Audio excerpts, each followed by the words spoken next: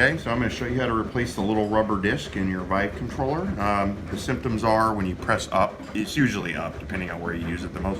When you press in the up direction, it doesn't click, or like the click doesn't actuate when you press, when you try and click it while you're pressing up or in any direction. That's one of the symptoms. Usually what happens is either the disc gets crushed or the adhesive comes loose on the disc and it moves out of place. In my case, they're crushed because I played 300 hours on Pavlov, and it's pretty hard on them. So this is the rubber disc right here. You're going to need a T5 Torx bit and a very small Phillips head. I'm going to use a non-hardening glue. I got this from Walmart. The reason I'm using non-hardening is because you can actually replace it and scrape it all out, and you can put a new disc in there later if you screw this disc up. Okay, so we're going to start with the T5. There's 3 screws here, 1, 2, 3. You use the T5 Torx bit on those.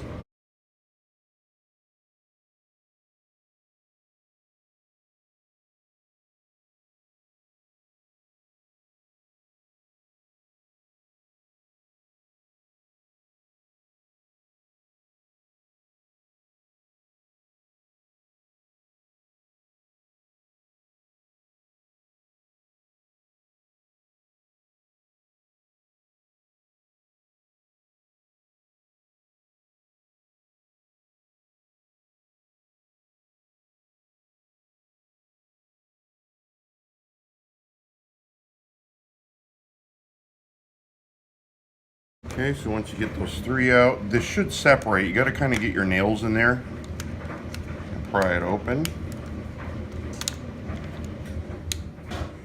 And the top will come off just like so.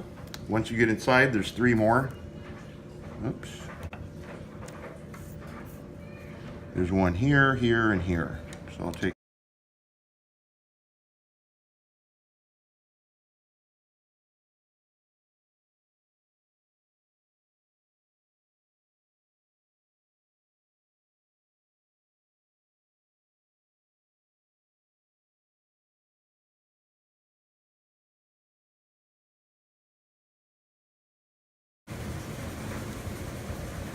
Okay, so once you get those out, you need to squeeze in right here, and then you can pop the bottom cover off. So squeeze in there. Oh, look how easy that was. You got lucky. And there's going to be 2 more. I believe they're right here and here. I believe these are back to the T5 Torx.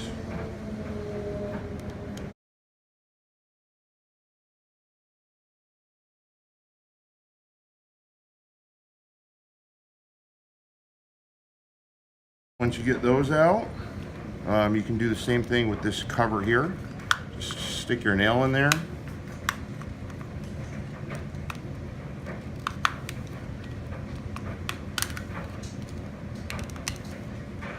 Okay, be careful with the ribbon cables. You don't want to just go ripping this apart because you will tear the ribbon cables out. They're very delicate. Okay, so the ribbon cables, there's a little lip on the edge. You just want to get in there, and if you have a fingernail, great. If not, you probably need to use something. Just pop it right up.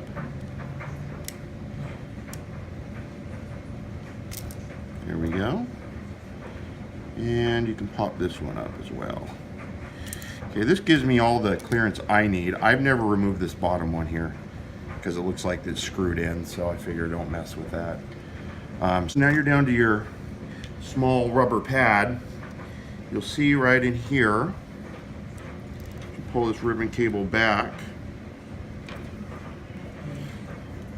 there's a small button there. It has the rubber pad right in the middle, and that contacts this micro switch right here.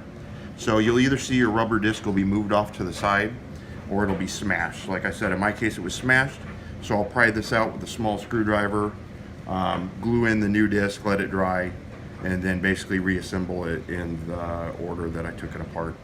But we won't get into that because that's going to take some time.